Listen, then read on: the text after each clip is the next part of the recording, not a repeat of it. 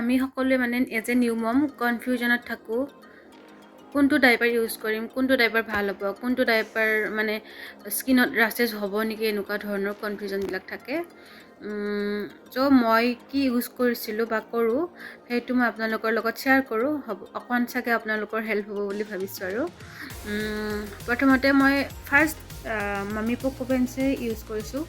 তাৰপিছত মই আৰু কৰি চালোঁ হিমালয়া আৰু পেম্পাৰ্ছ, এই তিনিটাই মই ইউজ কৰিছোঁ। তিনিটাই কিন্তু বহুত ভাল হয়। হিমালয়াটো ভাল হয়, এবজৰ্ব কৰে বহুতখিনি সময়।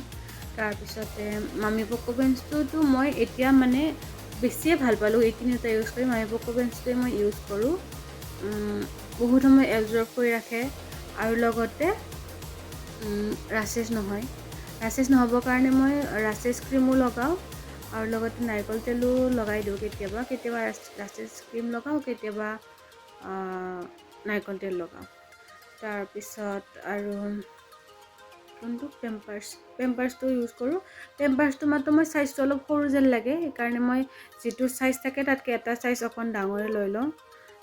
তো তিনিটাই বেষ্ট হয় মোৰ কাৰণেতো। মই এতিয়া তিনিটাই ভাল পাইছোঁ, কিন্তু মই মামী পকো পেঞ্চটো বেছিকৈ ইউজ কৰোঁ। আমি যিয়ে ডাইপাৰ ইউজ নকৰোঁ কিয় 3 ঘণ্টা 4 ঘণ্টাৰ পিছততো আমি চেঞ্জ কৰিবই লাগিব। কেতিয়াবা 5 ঘণ্টালৈকে থাকে যদি কমকৈ চুচু কৰে।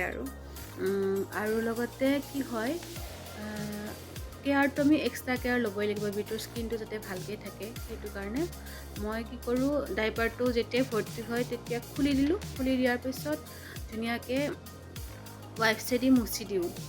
ৱাইপছেদি মুচি দি কেনে বহুত যেতিয়া সৰু আছিলে স্কিনটো বেছি চেঞ্চিটিভ, এতিয়াতো এবছৰ হৈ গ'ল, এতিয়া মই ৱাইপছেদি মুচি থৈ দিওঁ। কেতিয়াবা কটনৰ কাপোৰেদি মুচি দিওঁ, কুহুমীয়া পানী লৈ কেনে। প্ৰথমতে কি কৰিছিলোঁ, ৱাইপছেদি মুচি দিওঁ, তাৰপিছত আকৌ কুহুমীয়া পানী লৈ কেনে কটন কাপোৰেদি ধুনীয়াকৈ মুচি দিওঁ।